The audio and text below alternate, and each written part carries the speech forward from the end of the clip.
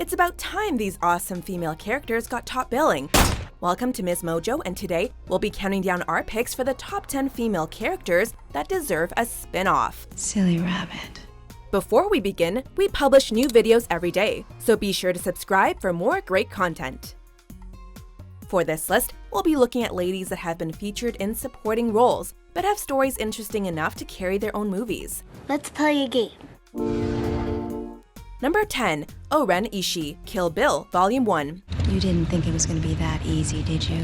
We love it when the villain in a movie is just as interesting as the hero, if not more so. In the case of O-Ren Ishii, we are treated to a cool little anime backstory explaining her past and accomplishments, but that wasn't enough for us. It just left us wanting more. We're told that she rose through the Yakuza ranks despite her mixed ethnicity, and we'd love to see that story pick up on the big screen. It could be an anime again, or take the live-action route.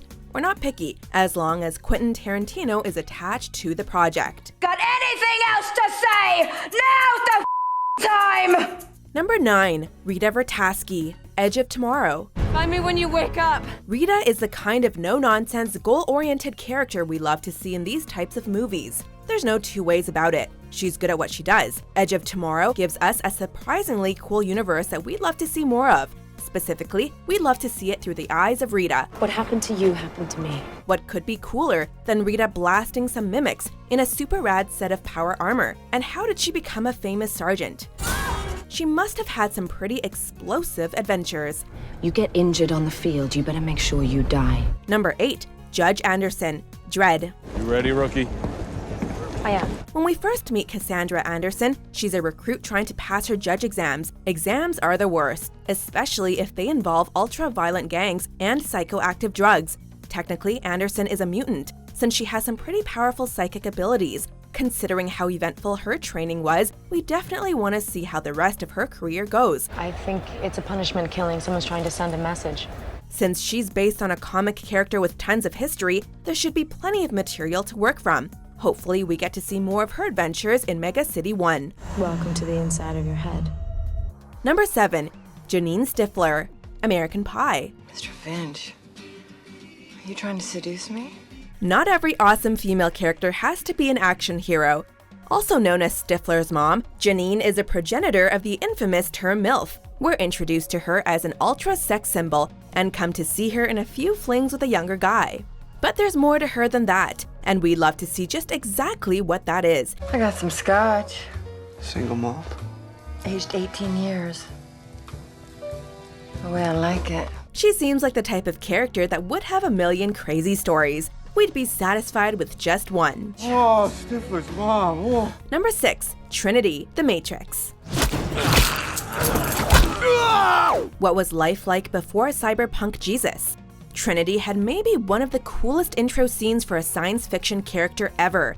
The way she takes down those cops and jumps over rooftops still blows our minds.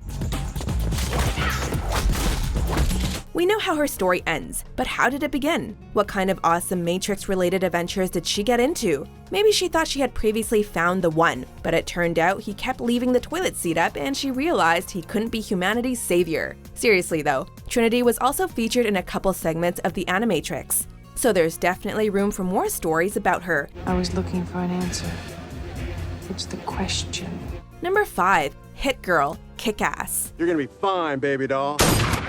She stole our hearts when she got shot in the chest by her dad. Don't worry, it was no more painful than a punch in the chest. Plus, she got a hot fudge sundae out of it. I'm gonna get a hot fudge sundae. Good call, baby doll. Trained by a brutal Batman wannabe, she was probably the most effective killer in the whole movie. In fact, she basically got everything done herself.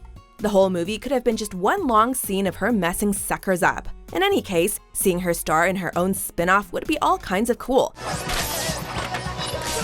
Of course, now that Chloe Grace Moretz is growing up, Hit Woman might be a more appropriate title. She looks like she's about 11 years old. Number 4. Boo, Monsters Inc. Honestly, we just want to see more of Boo being cute and doing cute things. That's not weird, is it? Boo is probably one of the most adorable child characters to ever bless the big screen, and we'd love to see more of her. At the same time, it'd be fascinating to see Boo grow up from an adorable child to an adult woman, and how that would change her dynamic with Sully. Kitty has to go. There's also the fan theory that Boo is also the witch from Brave, which certainly has potential for a gripping story. Fate be changed. Look inside. Mend the bond torn by pride. Number 3, Mathilda, Leon the Professional. What exactly do you do for a living?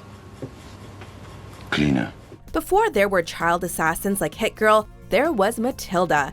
Leon first introduced her to the world of cleaners after he saved her from being murdered by some corrupt cops. She took to the lifestyle like a natural, even going so far as to attempt to take her revenge on said corrupt cops herself. A little left, please.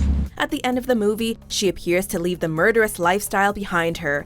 But we'd like to see her continue her adventures and live up to being Leon's protege. Plus, Natalie Portman reprising her role would be perfect. One shot, not bad, huh? Number 2, Furiosa, Mad Max, Fury Road. You want to get through this? Do as I say. She was basically a co-lead in this movie anyway. But we don't care. Furiosa deserves to take center stage. Fury Road was like a revelation in action movies when it came out, and the coolest part of the film was this badass chick. When we meet her, she's already decided to betray Immortan Joe. But we'd like to see the events that led up to that. Was she a cruel imperator for her master? Did she kidnap women for him? Just how dark was her past? These are questions we'd like answered, preferably in high-octane movie form. Remember me? Before we unveil our top pick, here are a few honorable mentions. Too little short for a stormtrooper. Huh? You sure you're on the right side? At least I've chosen a side. Number 1, Natasha Romanoff, Marvel Cinematic Universe. There are a few areas where the MCU has seriously fallen short, and one of them is the lack of female leads. If they can make a movie about a guy who talks to ants, they can certainly make a movie about a highly trained former assassin. Black Widow's backstory is full of possibilities, and her involvement with S.H.I.E.L.D. leaves tons of opportunities for some great stories. What was she doing before she had to babysit Tony Stark? What other adventures did she get into with Hawkeye? Where did her sporadic romance with the Hulk come from? These are questions we need answered. Let me put you on hold.